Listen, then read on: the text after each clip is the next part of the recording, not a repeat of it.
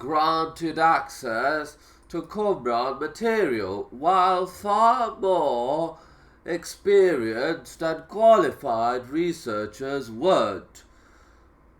Barr ended its report by calling for immediate publication of photographs of the unpublished text, echoing Martin Smith, who asked his colleagues to request the Israeli government, which now has ultimate authority over those scroll materials, immediately to publish photographs of all unpublished texts, so that they will then be available to all scholars.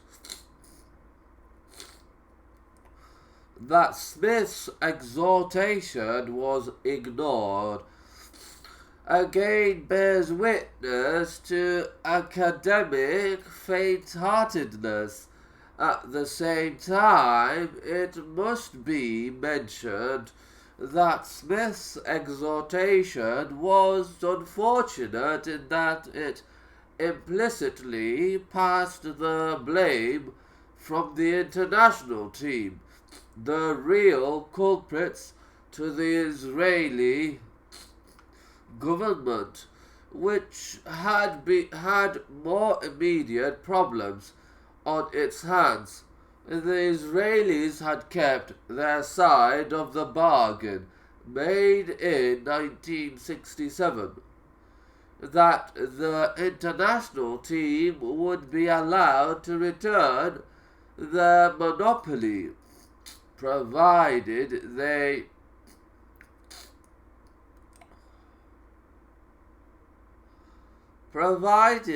published. The international team had not. Thus, while the Israeli government might have been irresponsible in letting the situation continue, it was not to blame for the situation itself.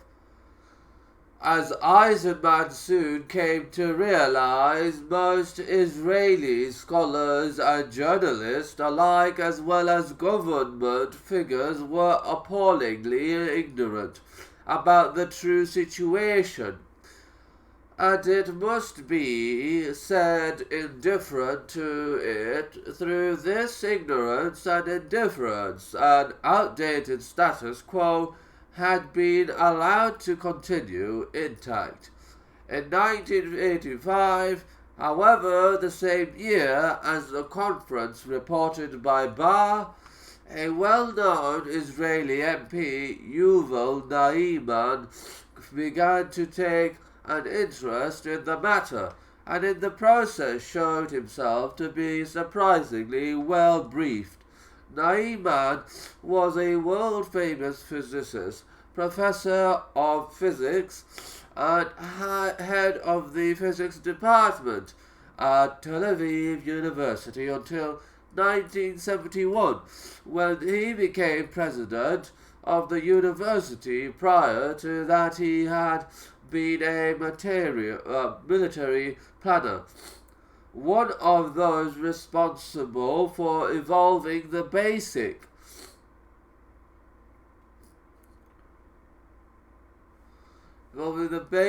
strategic thinking of the Israeli army. Between 1961 and 1963, he had been scientifically director of the Sorek Research Establishment, the Israeli Atomic Energy Commission. Naiman raised the issue of the scrolls in the Knesset, the Israeli parliament, declaring it a scandal that the Israeli authorities had not reviewed or updated the situation,